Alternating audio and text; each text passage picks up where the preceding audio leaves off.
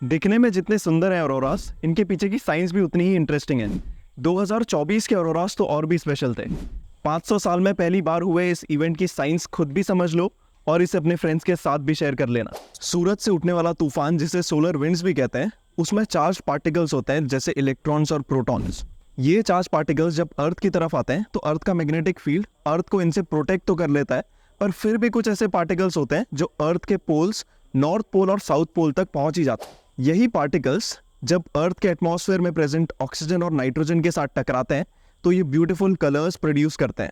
Oxygen से टकराने पर ग्रीन और रेड कलर प्रोड्यूस होता है, वहीं नाइट्रोजन के साथ टकराने पर नीला सा कलर दिखाई देता है। जब सन के चार्ज पार्टिकल्स का स्टॉर्म अर्थ के पोल्स तक आता है तो अर्थ के एटमॉस्फेयर में प्रेजेंट गैसेस स्पेशली नाइट्रोजन और ऑक्सीजन के साथ टकराता है, और जब ये high energy charge particles in molecules के साथ टकराते हैं तो नाइट्रोजन और ऑक्सीजन के मॉलिक्यूल्स में प्रेजेंट इलेक्ट्रॉन्स को भी चार्ज कर देते हैं, यानी कि अपनी एनर्जी ट्रांसफर कर देते हैं। जैसे ही इन इलेक्ट्रॉन्स के पास की एनर्जी बढ़ती है तो ये हायर एनर्जी ऑर्बिट में घूमने लगते हैं।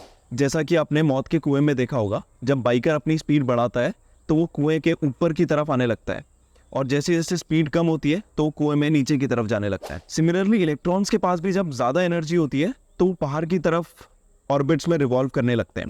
पर ये हाई एनर्जी पोजीशंस इलेक्ट्रॉन्स के लिए काफ़ी अनस्टेबल होती है और वो कोशिश करते हैं वापस अपनी ओरिजिनल पोजीशन पे जाने की, और जैसे ही वो किसी लोअर एनर्जी ऑर्बिट में जंप करते हैं तो एनर्जी लूज करते हैं, और ये एनर्जी लूज करते हैं वो लाइट के फॉर्म में।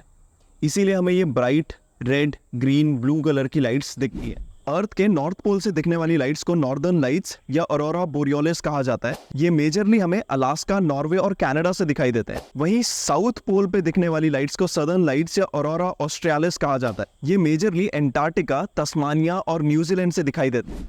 2024 में बहुत ज्यादा स्ट्रॉन्ग सोलर विंड्स की वजह से ये नॉर्दर्न लाइट्स हमें इंडिया में लद्दाख और यूएसए में फ्लोरिडा तक से विजिबल थे। वहीं साउथ पोल के यानी सदर्न लाइट्स हमें न्यूजीलैंड और ऑस्ट्रेलिया के कई पार्ट्स तक विजिबल था।